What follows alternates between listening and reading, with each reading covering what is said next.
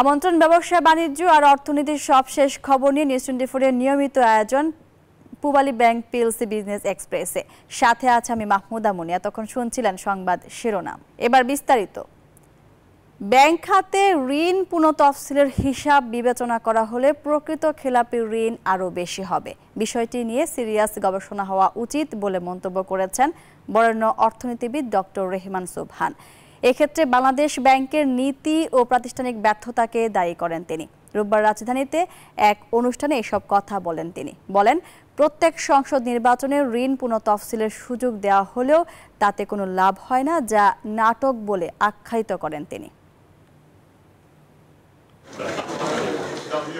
Is the Bangladesh paradox sustainable বা বাংলাদেশের টেকসই উন্নয়ন কি গোলক ধাঁধা, এমন নামে ক্যামব্রিজ ইউনিভার্সিটি প্রেস প্রকাশিত বইয়ের মোড়ক উন্মোচন অনুষ্ঠানে অংশ নেন রেহমান সুবহান সহ আরও অনেক অর্থনীতিবিদ ও গবেষক। তাদের আলোচনায় উঠে আসে দেশের অর্থনৈতিক পথ চলার নানা বিষয়। অনুষ্ঠানে বক্তারা সমালোচনা করেন দুর্নীতিবাজদের ঐক্যবদ্ধ জোটের কারণে আর্থিক ও প্রাতিষ্ঠানিক সংস্কার গতি পাচ্ছে না। এছাড়াও ব্যাংক খাতে যে মার্জারের উদ্যোগ নেওয়া হয়েছে সেখানেও দায়ীদের নিরাপদ রাখা হচ্ছে।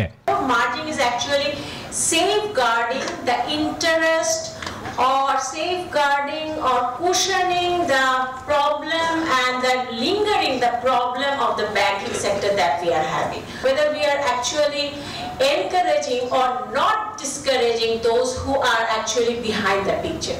There is a kind of ineffective regulation. The regulatory regime is not really effective, and in many cases it's actually very defective and problematic. The cases are banking sector, the cases are taxation, the cases are even the labor conditions, the labor standards. অনুষ্ঠানে রেহমান সুবহান সমালোচনা করেন bank খাতে ঋণ পুনঃতফসিলের সুযোগ রাখা নিয়ে। প্রতি নির্বাচনেই খেলাপিদের যে সুযোগ দেয়া হয় তার নাটক উল্লেখ করে এ নিয়ে গবেষণার পরামর্শ দেন তিনি। In every successive election that you were given the down payment option, but what we pointed out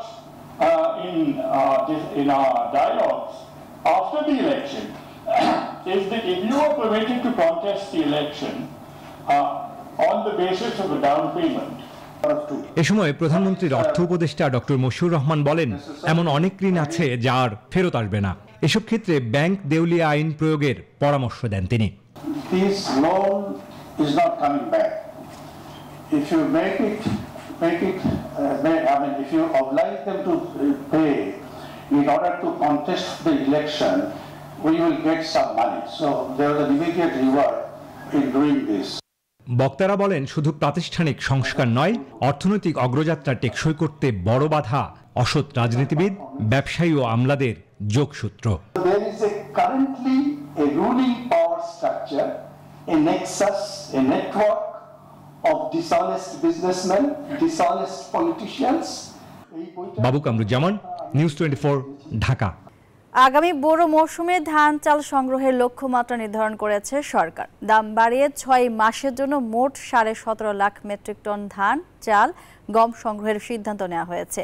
সচিবালয়ে খাদ্য পরিকল্পনা ও পরিধারণ কমিটির বৈঠকে এ সিদ্ধান্ত নেওয়া হয়। দাম বাড়ানোয় কৃষক বেশি দাম পাবে, তবে বাজারে বিরূপ প্রভাব পড়বে না বলে মনে করছেন খাদ্যমন্ত্রী। এদিকে কৃষকরা বলছেন, উৎপাদন খরচ বেড়ে যাওয়ায় এই দামে লোকসান গুনতে হচ্ছে তাদের। শাহনাজ ইয়াসমিনের প্রতিবেদন।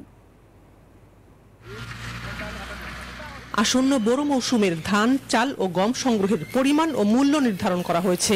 আগামী 6 মাসের এই সময় 32 টাকা কেজি দরে 5 লাখ টন ধান, 45 টাকা কেজি দরে 11 লাখ টন সিদ্ধ চাল, 44 টাকা দরে 1 লাখ টন আতপ চাল এবং 34 টাকা দরে 50,000 টন গম কেনা হবে। প্রায় 7,000 কোটি টাকা খরচ করে এই ধান, চাল, গম সংগ্রহ করা হবে। বোরো ধান, চাল সংগ্রহের যে দাম ধরা হয়েছে তাতে সন্তুষ্ট নন দেশের কৃষক এবং মিলাররা। ধান উৎপাদন খরচ বেড়ে যাওয়ায় এই দামে লোকসান গুনতে হবে তাদের। সারের দাম বেশি, ফসফেটের দাম বেশি, তারপর ঔষধ বড়ির দাম বেশি। সেই হিসেবে মনে করেন যদি দেয় কৃষক করে লাভ থাকবে না। কৃষক মোরা যাবে 1500 টাকা না মন হলে ধান বিক্রি হবে না। সরকার একটা চিকন চালের একটা রেট দেখ, 28, 29 এইগুলোর একটা রেট দেখ, আর একটা মোটা চালের রেট দেখ, তাহলে আমরা চালটা দিতে পারি।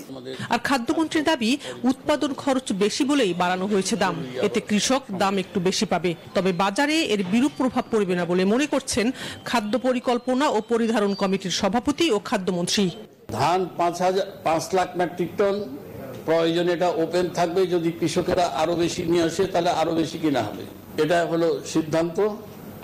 এবং আমরা হাওড়ে 7 তারিখ থেকে ধান কিনা শুরু করব, বা শুধু হাওড় না, যেখানে যেখানে ধান কাটা শুরু হয়েছে সেখানে আমরা 7 তারিখ থেকে। মধ্যপ্রাচ্যে চলমান অস্থিরতার কারণে খাদ্য মজুদ ঠিক রাখতে প্রয়োজনীয় উদ্যোগ নেওয়া হয়েছে বলে জানান খাদ্যমন্ত্রী। খাদ্যের ঘাটতি হয়েছে এমন কথা বাংলাদেশে বলা যায় না। এখনো যখন দাম একটু বাড়াইলো তার মধ্যে চাউল নাই, কিন্তু চাউল কিন্তু এখনো শেষ হয় নাই। মার্কেটে পুরাতন চাউল এখনো আছে, এখনো 2-3 মাস চলবে। অতএব তারপরেও আমরা প্রি-মেজারমেন্ট তো আমাদের নেওয়াই আছে। 7 মে থেকে বড় সংগ্রহ শুরু হয়ে 31 আগস্ট পর্যন্ত চলবে। শানাজ ইয়াসমিন, নিউজ 24, ঢাকা। তীব্র তাপ প্রবাহে চরম বেকায়দায় পড়েছেন দক্ষিণ পশ্চিমের কৃষক ও খামারিরা।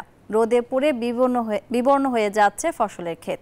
সেচ দিতে না পেরে ধানে চিটা হওয়ার আশঙ্কা করছে কৃষি বিভাগ। অন্যদিকে তীব্র গরমে কোনোভাবে মুরগি বাঁচাতে পারছেন না খামারিরা।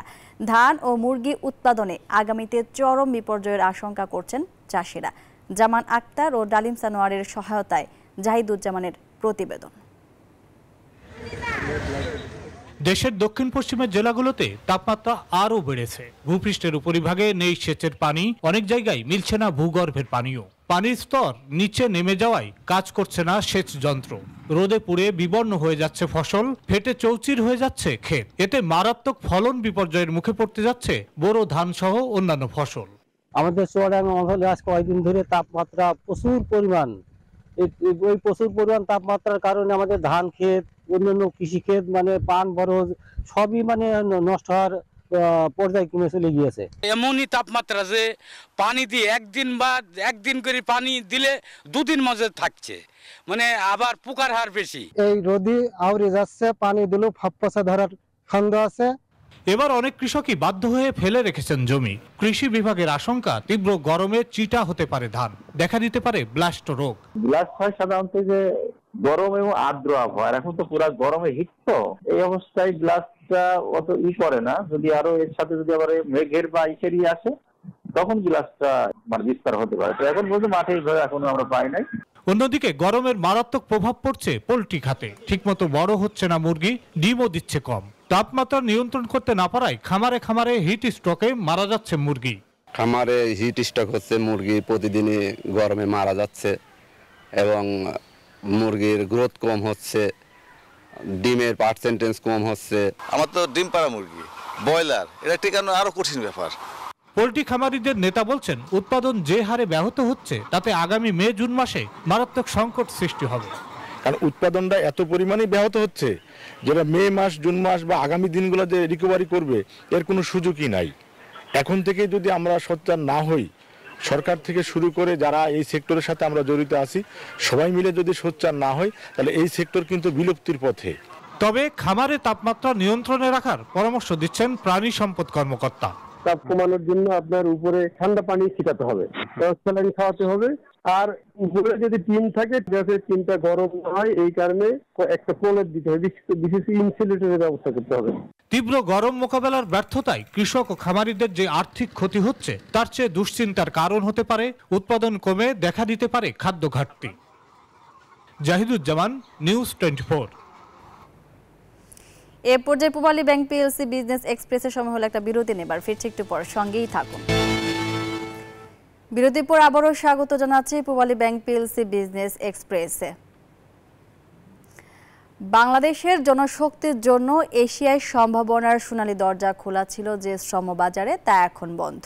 সাবেক পররাষ্ট্রমন্ত্রী জানালেন, অদৃশ্য শক্তির সহায়তায় মালয়েশিয়া ও বাংলাদেশের এজেন্সিগুলোর সিন্ডিকেটে নষ্ট হয়েছে এই বাজারটি, যার প্রভাব পড়বে দেশের অর্থনীতির উপরও। সম্ভাবনার এই বন্ধ দরজায় কড়া নাড়তে হলে এজেন্সিগুলোর বৃত্তের বাইরে গিয়ে দুই দেশের সরকার পর্যায়ে শ্রমিক নেওয়ার প্রক্রিয়া শুরু করতে হবে। বিস্তারিত নাইম আল জিকোর প্রতিবেদনে। মালয়েশিয়া। গেল 2 বছরে বাংলাদেশে দ্বিতীয় সর্বোচ্চ মানব শক্তি রপ্তানি হয়েছে এশিয়ার এই দেশটিতে। বৈশ্বিক সংকটের সময় যখন প্রতিদিনই আলোচনায় রেমিটেন্স, তখন হঠাৎই বন্ধ হয়ে গেল শ্রম রপ্তানির এই বিশাল বাজার। শুধু অর্থনৈতিক ক্ষতি নয়, দেশটিতে ভুয়া ওয়ার্ক পারমিট নিয়ে প্রবেশ করে বেকারের বোঝা ভারী করার অভিযোগও বরণ করতে হচ্ছে বাংলাদেশকে। 2018 সালে বন্ধের 4 বছর পর নানা দেন দরবারে বাজারটি খুললেও ফের সক্রিয় হয় পুরনো দুষ্টচক্র। ভুয়া নিয়োগপত্র আর ওয়ার্ক পারমিটে ভিসা দিয়ে নিঃস্ব করছে দেশের ভাগ্যোন্বেষী লাখ লাখ তরুণকে। 14টি দেশের জন্য 2022 সালে মালয়েশিয়ার শ্রমবাজার খুললেও বাংলাদেশের ধীরগতিতে বাজারটি বিরাট অংশ দখল করে নিয়েছে নেপাল, শ্রীলঙ্কা, ফিলিপিন সহ 13টি দেশ। আমাদের অনেকগুলো অবস্ট্রাগল আছে এই প্রসেসে। আমার একটা কর্মী পাঠাতে 60 থেকে 90 দিন লেগে যায়। এটাকে আমার নামায় 3 সপ্তাহের মধ্যে আসতে হবে, 2 থেকে 3 সপ্তাহ। যেটা শ্রীলঙ্কা করছে, যেটা ইন্দোনেশিয়া করছে, যেটা ফিলিপাইন করছে, এরা যদি করতে পারে then why we can't do it. দেশ যখন যাচ্ছে রিজার্ভ সংকটের মধ্য দিয়ে, ঠিক সেই সময় রেমিটেন্স পাঠানোর তালিকায় 2 নম্বরে থাকা মালয়েশিয়ায় শ্রমশক্তি রপ্তানি বন্ধ হয়ে গেল, যার ফলে বিশাল বড় ক্ষতির সম্মুখীন হলো বাংলাদেশ। বিএমইটির তথ্য বলছে গেল 20 বছরে মালয়েশিয়া থেকে রেমিটেন্স এসেছে 12 লাখের কিছু বেশি, যার মধ্যে 2022 সাল থেকে এখন পর্যন্ত দেশটিতে গেছেন 3.5 লাখ কর্মী। আর চলতি বছর জানুয়ারি পর্যন্ত দেশের মোট রেমিটেন্সের 8% যোগান এসেছে মালয়েশিয়া থেকে। যেই জায়গাটায় আমাদের ডলারের সাপ্লাই বাড়ানোর কোনো অল্টারনেটিভ নাই, সেখানে এত ইম্পর্টেন্ট দুটো রেমিটেন্স মার্কেট, যেখান থেকে রেমিটেন্সের একটা বড় অংশের সূত্রপাত হয়, সেখানে ফার্দার রিপ্লেসমেন্ট আমাদের মাইগ্রেন্ট ওয়ার্কার্স, সেটা যদি আসলে সীমিত হয়ে যায়, আমাদের ম্যাক্রো ইকোনমিক চাপটা হয়তো আরো বাড়বে। অভিবাসন খাতের বেসরকারি গবেষণা প্রতিষ্ঠান রামরু বলছে, মালয়েশিয়ায় কর্মী পাঠানোর ক্ষেত্রে অন্য দেশের রিক্রুটিং এজেন্সির সংখ্যা বেঁধে দেওয়া হয় না, বিস্ময়করভাবে যা বাংলাদেশের ক্ষেত্রে হয়েছে। শুরুতে ছিল মাত্র 10টি এজেন্সি, 2022 সালে 25টি এবং বর্তমানে এই সংখ্যা 100 করা হয়। এই রিক্রুটমেন্ট ম্যানেজমেন্ট যেটা আছে, এটা ঢেলে না সাজালে আমাদের এই সাফারিং শেষ হবে না। সাফারিংটা মাইগ্রেন্ট ওয়ার্কারদের মধ্যে হচ্ছে। মালয়েশিয়া এবং কুয়েতের শ্রমবাজার নিয়ে মন্ত্রণালয়ের উদ্যোগের বিষয়ে জানতে চাইলে তারা বলেন, মালয়েশিয়া 31 মে পর্যন্ত লোক নেবে, আর কুয়েতের শ্রমবাজার এখন পর্যন্ত খোলা হয়নি। তবে কুয়েতে নার্স পাঠানো নিয়ে একটি সমঝোতা স্মারক করার চেষ্টা চলছে। নতুন শ্রমবাজার আসতেছে, দক্ষিণ কোরিয়া আসতেছে, রাশিয়া আসতেছে, এরপরে মিডল ইস্ট আসতেছে, ওমান আসতেছে। আমরা আমি ওমানও যাব, আমার আলাপ চলছে। এদিকে সাবেক পররাষ্ট্রমন্ত্রী একেএম আব্দুল মোমেনের মতে, 2 দেশের সক্রিয় সিন্ডিকেট ও তাদের চালিকা অদৃশ্য শক্তিকে পাশ কাটিয়ে সরকার টু সরকার পর্যায়ে কাজের উদ্যোগ নেওয়া গেলে সফলতার মুখ দেখা দিতে পারে। মালয়েশিয়ায় যারা ল মেকার্স আছে, এইগুলো নিয়ে আলোচনা করা, আমাদের সাথে একটা আলাদা সম্পর্ক হওয়া উচিত। তাহলে আমরা যেগুলো চাচ্ছি, আমরা মালয়েশিয়ান পার্লামেন্টে সেইগুলো তুলতে পারি। বাংলাদেশ জনশক্তি কর্মসংস্থান ও প্রশিক্ষণ ব্যুরো বিএমইটির তথ্য বলছে, 1992 সাল থেকে গত জানুয়ারি পর্যন্ত বৈধভাবে মালয়েশিয়া গেছেন 12.5 লাখ বাংলাদেশি কর্মী। এর মধ্যে গত বছর গেছেন 3.5 লাখের বেশি, এর আগের বছর গেছেন 50,000 কর্মী। নাইম আল চিকো, নিউজ 24, ঢাকা। আর এই ছিল পূবালী ব্যাংক পিএলসি বিজনেস এক্সপ্রেসের এখনকার মতো আয়োজন। এতক্ষণ সাথে থাকার জন্য ধন্যবাদ সবাইকে।